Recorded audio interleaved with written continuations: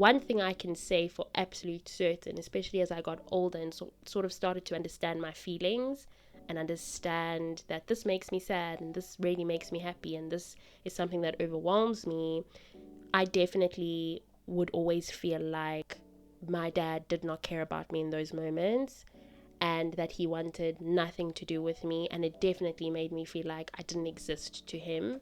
So that would always break me, it would always hurt me. So I can absolutely relate to the fact that that kind of behavior, someone being silent towards you, reinforces that they don't care for you. They modeled this type of behavior from a caretaker, another possibility, another experience that I've had with a lot of people that have either had avoidant attachment styles or they have just not had a very good ability to regulate their emotions, is that I've found that a lot of the times when I've spoken to them is that their caretaker did the same thing to them. Just like when I would do the same thing to a partner in a relationship or in a romantic escapade, it would be because it was something that was modeled to me. So amongst many other reasons, such as trauma and just not knowing how to regulate my central nervous system, also that I was seeing this from my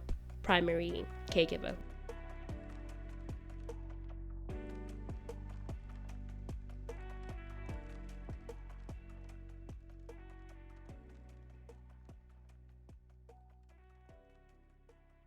Hi community, welcome back to acupfulll. Thank you so much for joining me. I really do appreciate it. We are almost at the end of the season and it's been a good one. It's been so great to see the podcast continuing to reach more people benefiting from it, more people finding value in it. So that has been really, really exciting. I'm so happy also that I have reached a huge milestone. For me, it's a huge milestone. Just the episode before this one, or it might be that very episode. It might be the episode before this episode, or the episode before the episode that I'm talking about. I don't know if I made sense, but I got to number 100, the 100th episode. Since I started doing this podcast, since I decided that this is something that I want to explore. So that was really exciting because I have wanted to give up so many times, or I'd wanted to give up so many times before I got to the 100th episode. So it was really, really exciting for me to see that. And I look forward to recording more episodes, connecting with more people, and just learning more myself, because I've learned so much through doing research, through having conversations and bringing up certain things. When I've been preparing for episodes, I have given myself a lot to think about. So it's just been such a beautiful learning experience to be able to be a host of the A Cupful podcast, to produce it, to do the research for it, to direct it, all of it. It's really, really been such a beautiful experience. It's been a rough experience. It's been an interesting experience, but nonetheless, I'm really, really happy to be here. So this is the second last episode of this season, and I'm very, very, very happy to be having the conversations, or happy to have had the conversations that I had this season, to have spoken on the things that I've spoken on. I recently took an interest, a liking, and understanding more about trauma and understanding the effects of it. And so I decided that I will be touching on specific outcomes of trauma. And I've done that in a few of the past episodes this season, which has been really, really great. It's been nice and interesting to do research. I've learned so much. It's been eye-opening for me. And once again, it has continued to heal so many parts of me. So understanding what trauma is, understanding how it shows up, understanding the effects of it, understanding how the effects of it show up, rather, is what I was trying to say. That has been eye-opening for me. And there's a book that I really want to recommend that you all get. Everybody that's listening to this episode, if you can afford it, if you have access to buying this book, please do. It's called What Happened to You by Dr. Bruce Perry and Oprah Winfrey. And oh my goodness, that was such an intense, interesting, eye-opening experience reading that book, because this was not just two people sharing their experiences. It wasn't a doctor sharing his experience in the medical field and then a renowned TV personality, businesswoman just sharing her trauma. There were bits and pieces of that, but they came forth from such a, how do I say it, a very practical perspective in terms of how to understand trauma and how to deal with it and come from, and they were really peeling back on so many layers.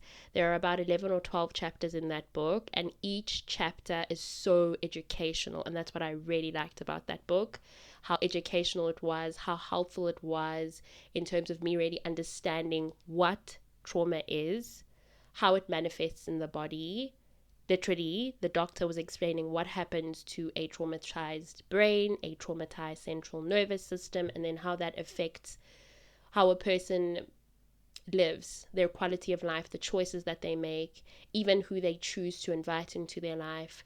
Trauma can have an impact on each and every aspect of our lives, our careers, our physical well-being, our emotional well-being, all of it, all of it. So it's been so eye-opening and very, very interesting to understand trauma, not just as something that is loosely spoken of in society today, you know, but really understand what it is, really understanding what it causes, what it can end up doing to not just the person who has experienced it, but many, many other generations to come.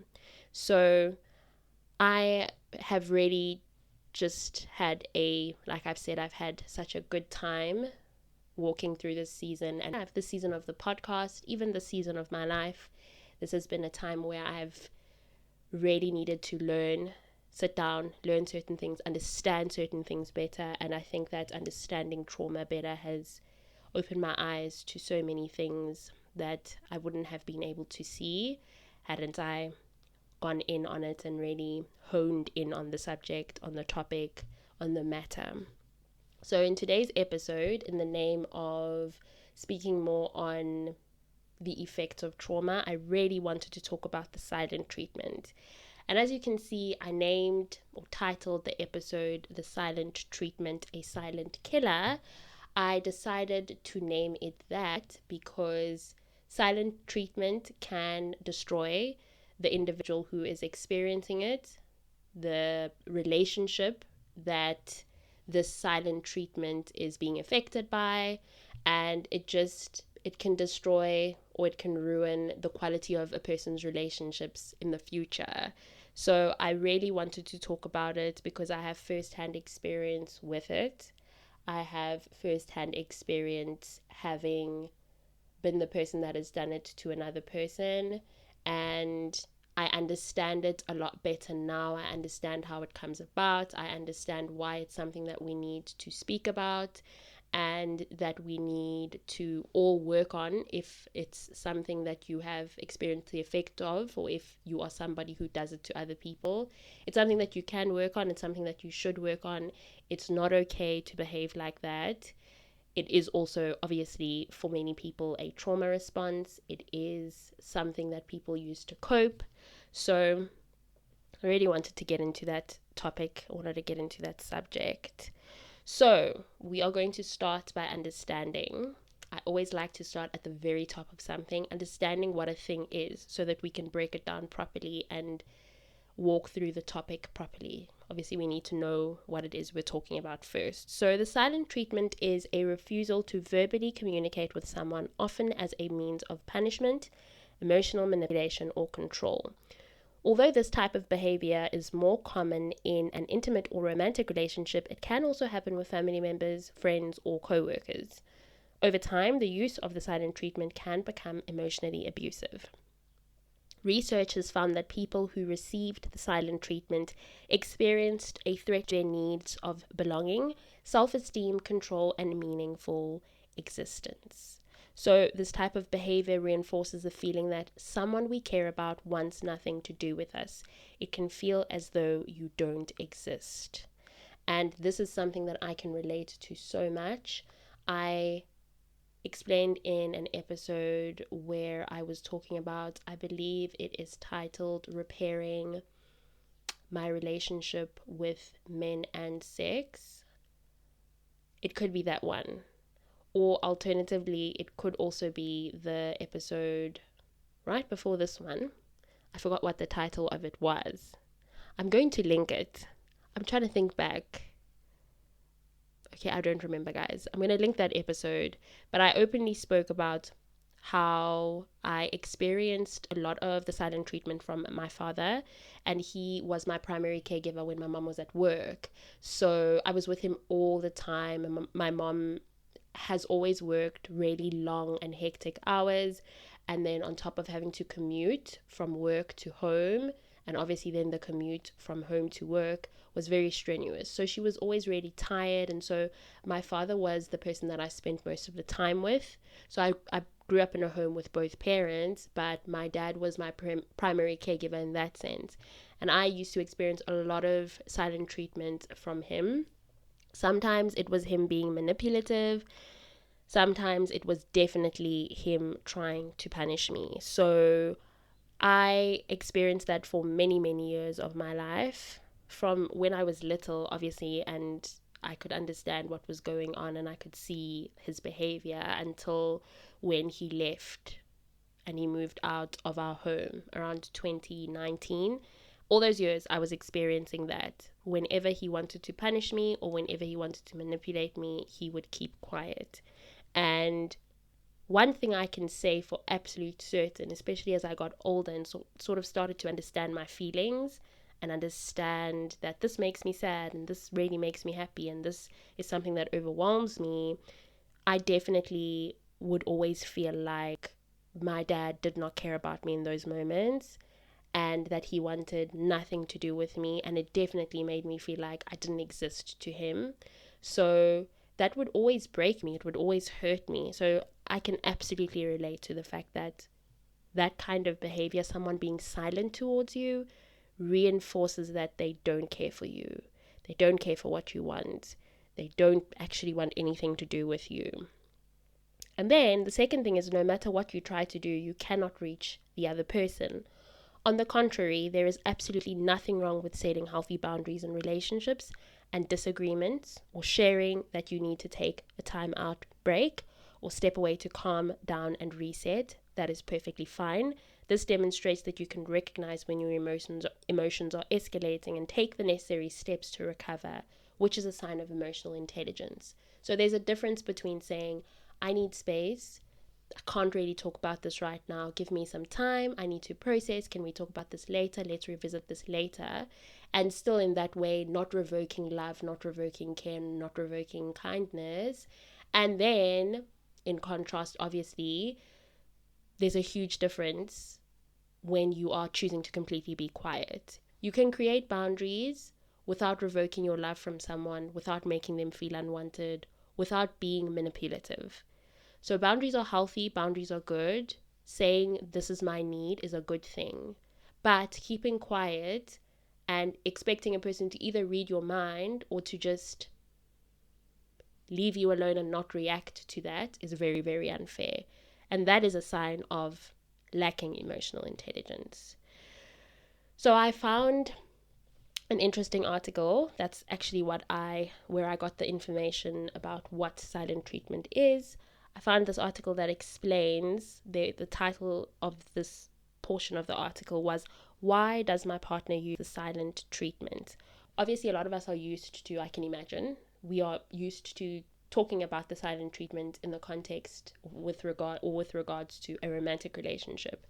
So I'm just going to speak on that, but this can also happen, as I mentioned before, in any kind of relationship. The silent treatment is still wrong, whether it's an intimate relationship, whether it's family, whether it's a friend. So there are several reasons why a person resorts to using the silent treatment. First, they often may not know how to manage their feelings, and this was me. I can again relate when I would treat previous partners badly in terms of giving them the silent treatment, it was very much because I did not know how to manage my feelings, and I was experiencing, I think I was also in a moment where I've had a disagreement with a partner.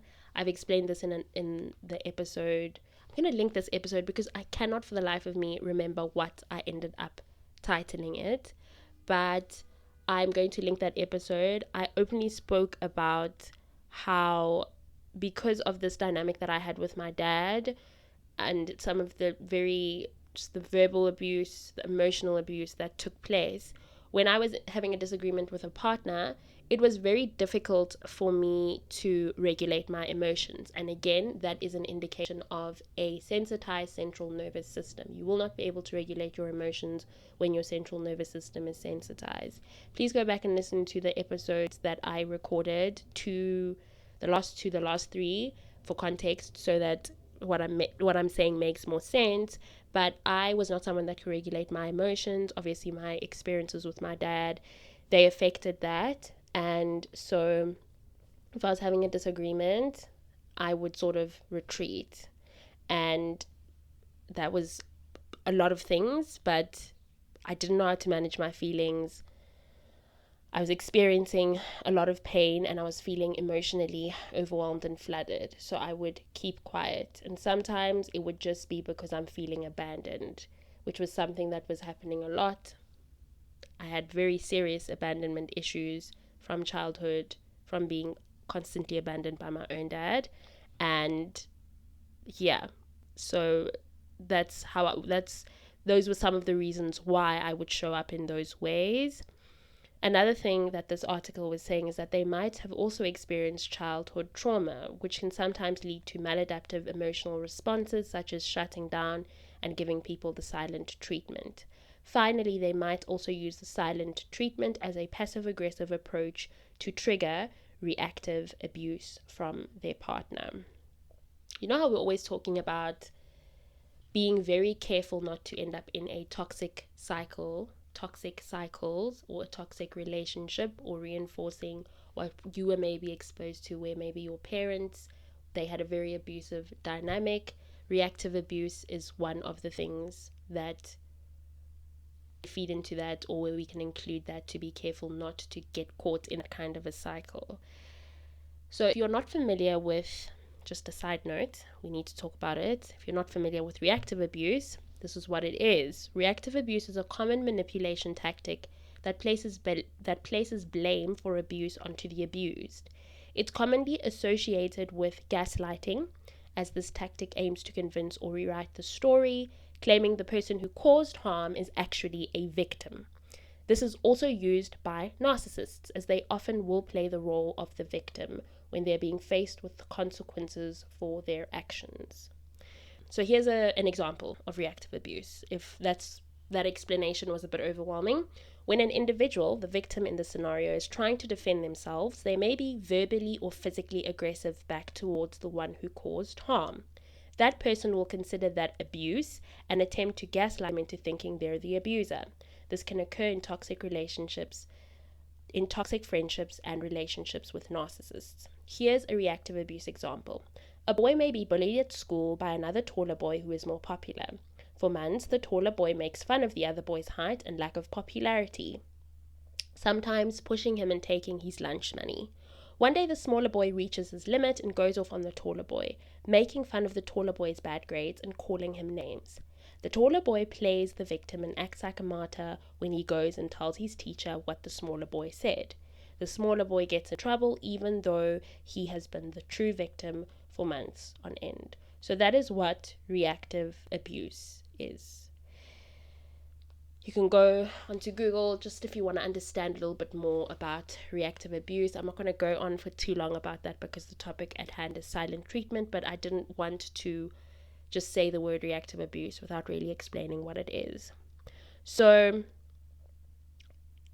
just to go back to the topic of silent treatment, these are just some reasons that I found when I was doing research why your partner or friend or parent or colleague may rely on the silent treatment. So One is that they have poor communication skills and don't know how to express their needs or emotions. I look back now, I've done so much of the healing work. I've done so much of empathizing, sympathizing with my own dad, and that's how I've gotten to the point of being able to forgive him.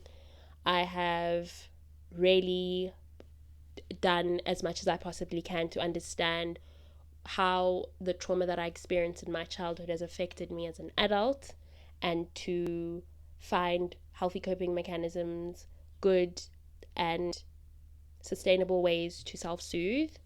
And I have found that if there was one thing that my dad was experiencing, is that he didn't know how to express himself. He didn't know how to express his emotions properly. Another thing is they struggle with control issues, or they are not self-aware enough about their use of the silent treatment to make changes.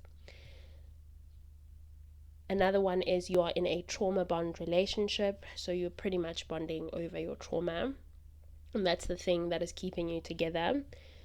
Or they have an avoidant attachment style. When you have an avoidant attachment style, you are more common to push people away when they try and draw closer to you because of your own emotional issues, your own experiences in childhood, growing up.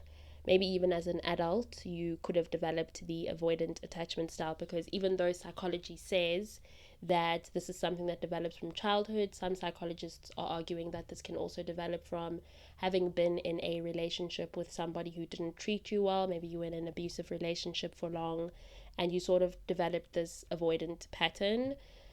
That's kind of what will happen when you've got an avoidant attachment style. The closer people try to get to you, the more you're going to push them away. They're very hot and cold, also, people that have avoidant attachment styles, and at the root of it is some serious emotional issues. One day they're very excited to be in a relationship with you, they want to make plans, and then the next they're very much blowing you off, very cold, very distant. So that could be another reason why that a person is treating you like that and giving you the silent treatment. They may be repressing their emotions. That's another one. They post-traumatic stress disorder. They modeled this type of behavior from a caretaker. Another possibility. Another experience that I've had with a lot of people that have either had avoidant attachment styles, or they have just not had a very good ability to regulate their emotions, is that I've found that a lot of the times when I've spoken to them is that their caretaker did the same thing to them. Just like when I would do the same thing to a partner in a relationship or in a romantic escapade, it would be because of it was something that was modeled to me. So amongst many other reasons, such as trauma and just not knowing how to regulate my central nervous system, also that I was seeing this from my primary caregiver, who was my dad. Or they're experiencing emotional flooding. There's just too much going on. They're experiencing too many emotions and they don't know how to deal with that. That's why they retreat. Or lastly, it's their primary coping mechanism. I'm just thinking back on the book I read, What Happened to You, and all of this is just, it goes back to able to regulate your central nervous system. And a lot of the times, Dr. Bruce Perry was saying in the book, that is caused by traumas that you have experienced in your childhood. The sensitized central nervous system is caused by traumas that you experienced in your childhood, and you ended up with a very sensitized or overly sensitized central nervous system, and you don't know how to regulate yourself, you don't know how to deal with certain things. It just becomes all too overwhelming. So how do you identify the silent treatment in relationships? It's important to be able to identify when silence and space from someone become the silent treatment. So like I said earlier on, there's a huge difference between creating boundaries and then just being ice cold with a person and retreating. For example, you and your partner argue about plans for the evening. During the argument, one of you gets upset and stops talking. The other person may try to engage in a conversation to resolve the issue, to no avail. The person using the silent treatment may abruptly leave the house and stay out, or completely ignore the other partner the rest of the night, knowing this would be upsetting. And I was like this where I was in an argument, or I had Okay, so I hadn't had an argument. So before that, there had been a riffraff and some friction. And what I ended up doing was I directed the silent treatment at my then partner, and I can only imagine, because I had experienced it so many times as well, that that made them feel unwanted and rejected, and they had their own traumas as well. So I think that was probably very triggering for them. They had their own traumas that triggered them, and then when I was now ready to come back and talk, and I was not feeling overwhelmed, and I wanted to initiate a conversation about it, then he retreated and he didn't want to talk about it. And then it became a very toxic cycle of mistreating each other in a moment where we needed to come together and sort the issue out, right? And obviously I was very wrong for not being open and saying I need space. I didn't even know to do that at the time. I've forgiven myself, I've moved on from that, but just thinking back and thinking, oh, that's how I've treated someone before.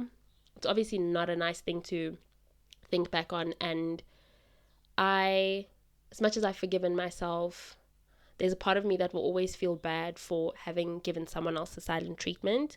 So yeah, obviously then the situation just escalated from that point on. And then I was like, I actually want to leave. I want to go home. I want to leave because I was over at his place. And then there was a whole entire volcanic eruption. A fight broke out from that. There was also a backlog of things that he had not said to me. And then that was just, yeah. And from that point moving forward, the relationship kind of sunk because a lot of things had come to the surface that, whether we liked it or not, we had to see that there's just a lot going on with both of us. There are things that we really need to deal with that we haven't dealt with, and as a result we are treating each other so badly. So yes, the silent treatment, and obviously not openly speaking about things and not being able to communicate your feelings can cause so much harm. So yeah, for in some cases it can last for days or weeks. And I know some people that have said on social media time and time again, especially on TikTok, that they experienced a lot of the silent treatment from their parents, and they've now obviously, like it said in the points that I was making, they are modeling this type of behavior, and it's just causing so much strain on their relationships, but they don't know how to get out of this. And I just want to say to you, please be kind to yourself, show yourself grace. I really do recommend that, because it can be very overwhelming to realize that that's how you treated somebody else, the effect that it might have had on that person. And it can be even more overwhelming to realize that the reason why you are treating someone poorly is because that's how you were treated, or because of some really hectic trauma that you've experienced. So yeah, it can be a lot. It can definitely be a lot. And then on the flip side, let's say you and your partner have an argument about either one's family meddling in how you raise your child, and one of you starts to shut down to the point of leaving the room. However, it usually doesn't take long for the upset silent partner to let the other one know whether they need more time, space, and ease any immediate concerns. Often silence is not the only behavior to look out for. Notice when they go about their day as if nothing is wrong. Know this behavior bothers you. Seek alliance from other people, or if you feel increasingly anxious. So here are some signs that you are receiving the silent treatment from your partner. They blatantly and frequently ignore you. They are silent for extended periods of time. You never know when it will end. They talk to other people, but not you. You feel like you are walking on eggshells. You try to talk to them, but they don't respond to you. You feel punished by their silence. They don't attempt to communicate their feelings to you. They use stonewalling. So here's another one that I really wanted to talk about. Stonewalling. Just so that we understand what's going on here. All of these terms, I know it can all be a lot, but when there's an explanation for it, it makes sense. So although the concept of stonewalling in relationships has been around for a long time, it has gained mainstream popularity as one of the 4 horsemen of the apocalypse. described by doctors John and Judy Gottman of the Gottman Institute. Just want to say, I watched and listened to an episode with the Gottmans and Stephen Bartlett, who is the host of Diary of a CEO. That podcast is too good. They did an episode where they spoke about these concepts of the four horsemen and all of the other research they've been doing on relationships over the last almost 3 decades now. And it was such a good conversation. I'm going to link that episode in the show notes. It was long, but it was too good. I really recommend that you go and listen to that episode. I listened to it over a week, okay? Yeah, I did. I was doing like 30 minutes, sometimes 20, sometimes 10, but I eventually got to the end of it, and it was really, really such an informative episode. So anyways, the Gottmans conducted extensive, decades-long social research on couples trying to discern the difference between relationships that thrive and relationships that don't survive. So the four horsemen, which is criticism, defensiveness, contempt, and stonewalling, are a collection of destructive communication styles that show up during conflict in relationships, and if left unaddressed, can lead to relationship burnout and potentially the end of those relationships. So why do people stonewall? The Gottman method of couples therapy views stonewalling as the inevitable end stage of damaging styles of communication during conflict. After enough criticism, defensiveness, and contempt, someone's only refuge may be complete withdrawal in an effort to protect oneself from the intense negativity they've endured. In this format, stonewalling or shutting down completely is a result of emotional overwhelm. So all of this has happened, and now this person is just like, I'm actually done, I can't, it's just a bit too much. They're emotionally overwhelmed. Is stonewalling abuse? Stonewalling can also be a tool of emotional abuse, very commonly used by narcissists as a way of controlling and manipulating another person, although it's not just narcissists who do this. It's very important to note. We also live in a time where people just loosely call people narcissists, and I think we need to be extremely careful of that. Some people are just rude. Some people, like I've said many times in the episode, have got a very sensitized or overly sensitized central nervous system and do not know how to regulate their emotions, and that's why they will do things like giving you the silent treatment, like cheating, lying, and so forth. Those are not always narcissists. Those are just sometimes people that are very traumatized, that have some really deep-rooted issues that they need to deal with. There are some people, of course, that walk this earth that are narcissists. But be very careful, especially if you're not a medical professional who specifically is a psychologist or a psychiatrist. Be very careful to diagnose a person with narcissism. It's not something that should be used as loosely as it is. So anyways, in this situation, it is not necessarily related to emotional overwhelm. Rather, it's a tactic intended to silence, coerce, or punish. It shuts down conversation and discourages the other person from expressing needs, concerns, and displeasure with the relationship. People with narcissistic tendencies tend to want to shut down discussions around topics that make them uncomfortable, subjects that expose any of their shortcomings, and issues that center your feelings or experiences within the relationship. They are not interested in any narrative outside of their own.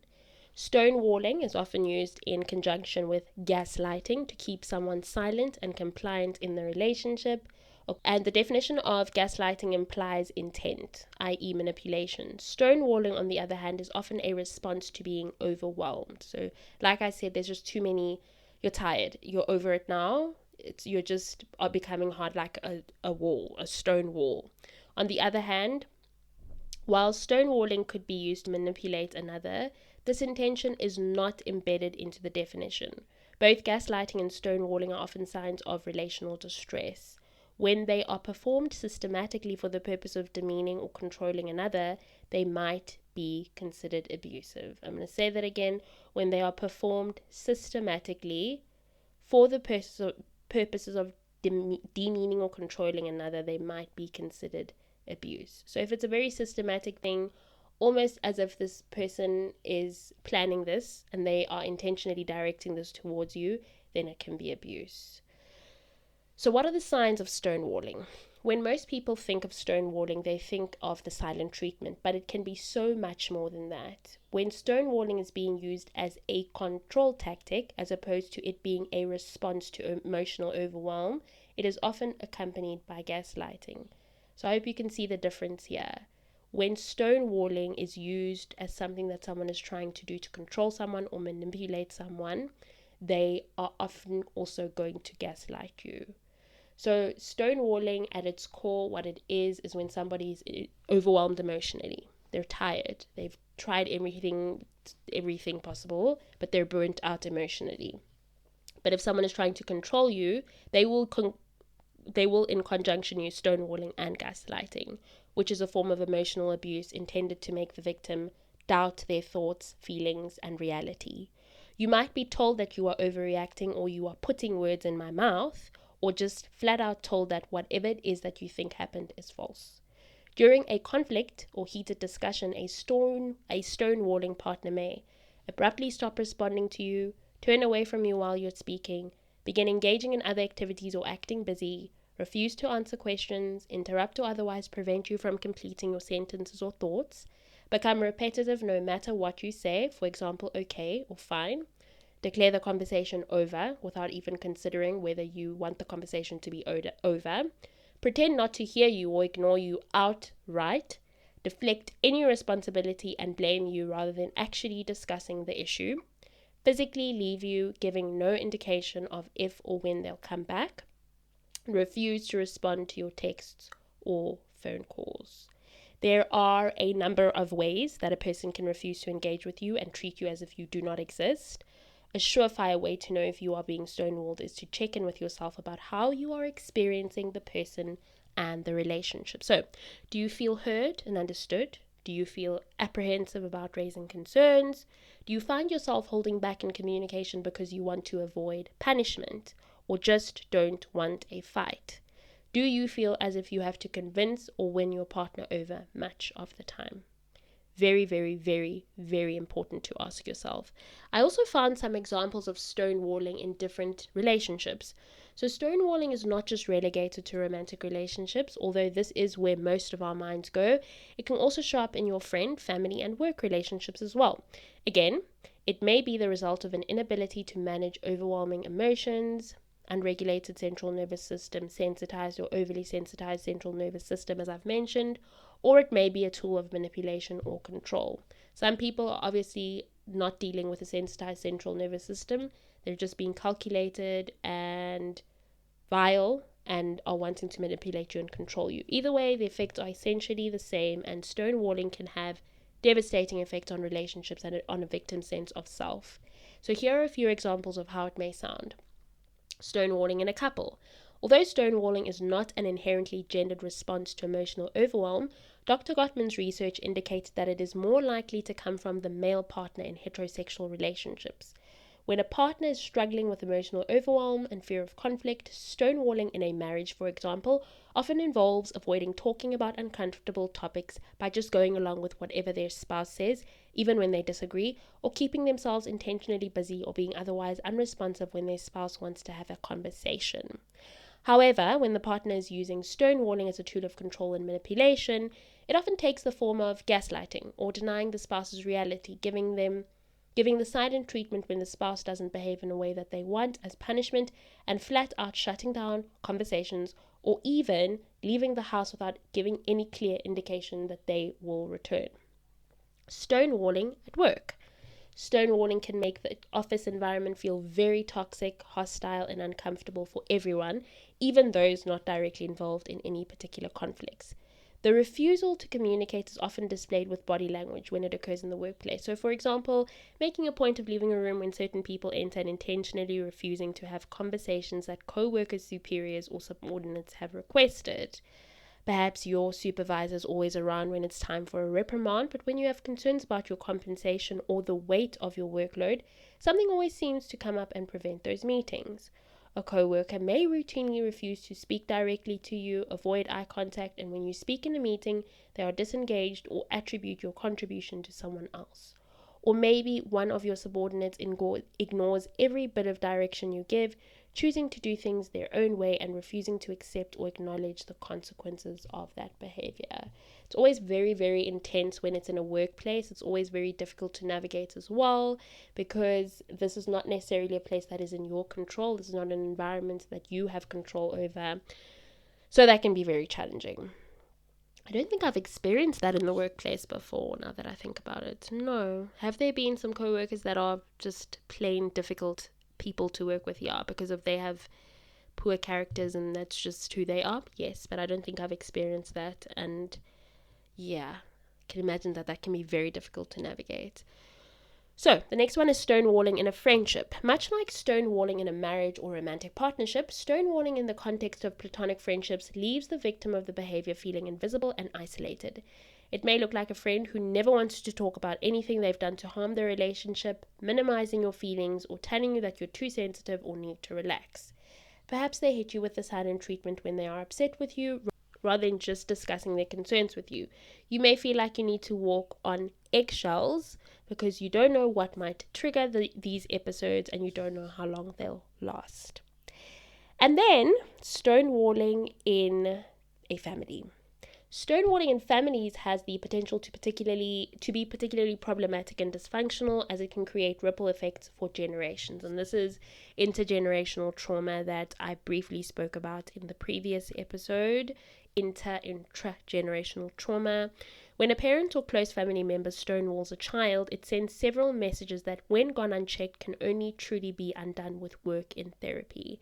Very true. Therapy has been very helpful with that. This is something that, yeah, it can take a while to undo, especially if it's been happening over the generations. What it often looks like is giving the child a silent treatment when they behave in ways that the parent disapproves of. It looks like never apologizing or acknowledging when they've done something harmful, leaving the child with no opportunity to express sadness, hurt, or anger. Again, in the previous episode, please go back and listen to it. This is me encouraging you to go back and listen to it, because I don't want to speak about it again when I've spoken about it in a previous episode. I experienced this a lot over the years with my own dad, and yeah, it did a lot of damage. It can also involve refusing to listen to a child's concerns or taking a my way or the highway stance on everything. Growing up in the Black community, and a lot of the people that I keep seeing on social media talking about the effect of the silent treatment and what that did to them, what their parents doing that to them or directing that behavior towards them has done to them as adults, is very heartbreaking. And it's so true. A lot of the Black community, they were raised by parents who were raised by parents who were raised by parents who were using the silent treatment as a form of punishment or as a form of manipulation, who were using the silent treatment and not knowing the kind of effects, the long-term effects it would have. So this is why, especially after reading that book, What Happened to You, you should ask yourself, what happened to me? Not what's wrong with me, but what happened to me. Because when you ask yourself what happened to me, it is not only you showing yourself grace and love and kindness, it's also you giving yourself an opportunity to go down the path of, okay, I need to understand what happened to me so that I'm able to find the right tools, the right measures to implement to make sure that I can improve on my life. I can improve on what I've always known. I can unlearn some of these patterns and learn new ones, healthier ones. So, back again to the silent treatment. Is using the silent treatment abuse? Over time, the act of giving someone the silent treatment left unchecked, like stonewalling, can become a sign you're in an abusive relationship. If you are experiencing this type of behavior in your relationship, it is important that you are also aware of other warning signs of emotional abuse. So, warning signs that the silent treatment may be abusive include: they use it as a manipulation tactic or control the situation. They use it as a manipulation tactic to control the situation or conversation. They know it bothers their partner or spouse, but continue to do it anyway. They use it as a form of passive-aggressive communication. It lasts for an inordinate amount of time. It leaves the person receiving it feeling more anxious, isolated, and alone. It forces the partner to reconcile with the abuser. It begins to erode a person's self-worth or self-esteem. The perpetrator of the silent treatment explicitly blames their partner for causing the silence, or their child or their family member. The silent treatment is a negative and controlling form of communication. There is nothing that feels good about being on the receiving end of this type of abhorrent behavior. As with other forms of abuse, the silent treatment could also become an insidious cycle of abuse if changes do not occur. So it can end up going on for long if you do not decide that you are going to work on it, if you are the person that is perpetrating it, or if you are the person that is directing it towards someone else, or if you are someone that is on the receiving end of it, speaking up and saying this is not something that I want, and if the person doesn't stop, then just walking out. Oh, it's so difficult. It's not as easy as that. I say it now, and I would definitely be able to walk out on someone who treats me badly now, but before, I would stay with people who would treat me badly, who would go days without speaking to me, whether a friend, whether a romantic partner. I would stay, and I would try and make them happy, and try and find ways to make them speak to me or apologize even when I'm not wrong. So yeah, there are also ways to respond to the silent treatment, healthy ways that are not throwing things at a person, walking out on a person, ways that are going to be good for you, that are not going to cause any more chaos in your own mind. So the first one is to set healthy boundaries. Setting healthy boundaries in relationships is important to determine when space and silence go too far. This can also look like telling the person that what they are doing is hurtful and not what you want or will tolerate in the relationship. If you did something wrong, then offer up an apology, but never apologize if you didn't do anything wrong. Second is to create a structured conversation. A way to create healthy communication in a relationship is creating structured conversations. This means changing your communication patterns, and one way to do this is learning fair fighting rules. So you can go and Google that, go and find out more about that, but I'm sure we've all heard about fighting well in relationships, and that's something that the Gottman doctors, the couple that have done relationship research for years that I mentioned, this is one thing that they say is very important in a relationship, learning to fight well. If you don't learn to fight well, the relationship will not survive. So look up the fair fighting rules. Despite your moments of frustration and wanting to yell or lash out at the person who is giving you the silent treatment, a couple of ways to approach the situation can include: use I statements that put you in the driver's seat by expressing how you feel without blaming. For example, I feel hurt and frustrated when I'm being shut out. Not you are the reason why I feel frustrated and hurt. Okay?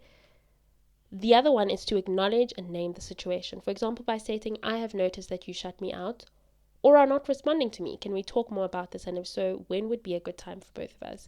So if there's one thing that I've learned after having been in a relationship for as long as I was, it was long for me, I learned that if you don't fight well, if you are not using things like I statements, if you are not acknowledging and naming the situation, a lot of things can get lost in translation, and that can cause a huge fight. It's also really important to understand that the person that you're talking to is not a brick wall. They are a human being. They also have their triggers. They also have things that frustrate them. And so when you are speaking to a person, you must be courteous. You must be kind. And that's why also you need to be calm when you're speaking to a person, because it doesn't help to talk to a person and try and figure things out when you are both raging, or you are raging and there are so many thoughts. You need to take time to step back and organize your thoughts. That's why it's important to also say to a person, please give me some space, I need to process, and not just shut them out. And once you have processed, you're then of a clearer mind, and you are less likely to be very, very emotional. So a good way to work through things is to not personalize things and make everything your partner's fault. You are both sitting at the table because there is something that you want to address, there is something that you want to have or see improvements on. And I know that people can say, an argument can come up that, oh, but if I'm angry and I'm feeling my feelings, I need to express them. Yeah, that's why it's a good idea to take a step back and not want to express your feelings when you're angry. Express your feelings, absolutely 100%, But make sure that you're not doing that when you are fuming and you are raging, because then you're going to say things that you don't mean. Your partner will say things they don't mean, and then it's just going to go sideways. It's the same thing as when you're talking to a parent. Remember that our parents, grandparents, great-grandparents, they grew up in a different time. There was no such thing as dealing with trauma and healing and so forth. So when you are going to sit down and talk to a person, even if they're going to be difficult or cold or off, you need to be calm and collected. Say your piece, and if they're going to be off with you, then stand up knowing that you said what you wanted to say, without throwing anything at them, without swearing at them, without shouting at them. Another one is to practice self-care. The silent treatment can be detrimental to one's emotional health, so it is important that you take care of yourself during these situations. Do something for yourself to make sure you prevent emotional burnout. Some things you can do to practice self-care include practice mindfulness, read. There are books on communication, emotional intelligence, and self-love that can help during difficult times. Practice journaling for mental health. Talk to a friend. Community is so important, whether it is about this situation or something that takes your mind off the issue. And even listen to podcasts, listen to music. Those things can be very, very helpful. I saw in the book, What Happened to You, something that Dr. Bruce Perry said was that one way to heal the central nervous system, to help it find its rhythm again, is music, dancing. And there is a science behind it, a psychology behind it, where the more movements, the more listening to music, those beats, they help. The beats, the drums, whatever in the song, that is very helpful. So put in your headsets or switch on your radio and listen to some music when you are taking your time out. And then don't take it personally. Don't personalize it. This can be a very challenging thing to do, I know, especially in the moment. However, if you take it personally, you end up feeling worse. So much more worse. Making it about you. And the other person doesn't have to take any of the blame or responsibility. So ask yourself, is this about me? Or is this something to do with them that they need to resolve? Most likely that it's something that has to do with them that they need to resolve. So do not internalize things. That's another thing that has been so helpful for me, learning not to internalize things. Lastly, stay calm. Stay calm, yes. It's a huge thing to ask, but if you can do this, your response will likely be less emotional, allowing you to communicate more clearly, and this will also demonstrate to your partner that their abuse will not work on you. Okay, so the last two can be very challenging, but it's practice. It's something that you learn to do over time, especially if it's not something that was modeled to you, that you saw growing up. But if you say to yourself, if you decide that you are wanting to navigate fights better, just relationships better, yourself better, then you are going to have to learn to really stay composed and to give yourself and the other person the space that you both need so that you can come back and resolve the matter. So, yes, I have personally learned so much over the last year or so of just really focusing on understanding what happened to me and how it has affected me, or how it affected me. And through that, I have really found some healthy coping mechanisms. I'm finding that my central nervous system is healing very, very well. I'm less likely to explode. I want my feelings to be heard, but I also know that there is a time and a place for everything. I don't need to speak on a thing immediately. And I also shouldn't be keeping quiet. That's not right. When you are feeling some type of way, you say, I'm not okay. I need some space, but can we revisit this a little bit later? But I really, really want to talk to you. I really want to fix this. It's really, really important. And yeah, I know it's not an easy thing, especially when you were not exposed to anything like that, but it's doable. We can learn. I loved how Dr. Bruce Perry said, one thing about the brain is once you do a thing repetitively, over and over and over and over again, the brain eventually becomes accustomed to it, and it becomes a normal thing in your life. It becomes a normal thing for your body. So yeah, it's a lot of hard work, but it's so worth it. It's for your well-being, it's for your peace, it's for your growth, it's for your happiness. And so I highly, highly recommend investing in that and taking that very seriously. Yeah, I said all I wanted to say. Thank you so much for joining me. I really appreciate it. It was really nice recording this episode. Thank you again for the support throughout this season. Next week's episode is going to be the last one, and then I'm going to be on a break, which I'm really looking forward to, so that I can get into the groove of things and wrap up the year nicely when it comes to the podcast and get back onto my Zoom. I'm very much looking forward to that. But for now, I just want to say to you, if you want to put anyone on, please do. Let them know that they can find a cupful everywhere, including YouTube now. So at the end of every single episode, I'm going to be asking you, just like I'm about to ask you, to please go onto YouTube, watch the videos, like, subscribe, turn your notification bells on so that you do not miss an episode. And yeah, it's not visuals yet, unfortunately not. I hope to get there, but for now it's just audio only. You can let other people know that they can head over onto that side as well. YouTube, wherever they find their podcasts, really. Spotify, Apple Podcasts, all of that good stuff. And A Cupful is also on TikTok. The handle is at acupfulll. I always say this. Everything is in the show notes. So please just scroll down on whatever platform that you're listening from, and you will find all of the information there. I would love to hear from you. So please share your thoughts with us via DM on TikTok, or it is via email. Please do so. I also will be putting out a call on TikTok. I think that will only be happening in the next season though. So it's still far off. Well, it's still far off when I'm recording this, but this is going to be an episode that someone might only revisit or listen to in 2025 or 2026. So anyways, what I was saying was that I will be putting out a call for you to send in a dilemma that you might have, or whatever is on your mind, so that I can talk about it in an episode. That I have a segment, a little something that I am calling a big sister's advice. So if you are between the ages of 18 and 27, because if you're 27, I'm a bit older, so yeah, I think I can give some advice. Send in your dilemmas or your whatever you might want to share. All that information is also again in the show notes via email. Yeah, guys, have a lovely remainder of this week. Rest when you need to work, when you need to. Be good to yourself, be good to other people. Show yourself kindness. Work on the hard stuff in your life. And most importantly, don't forget to keep doing the things that fill your cup.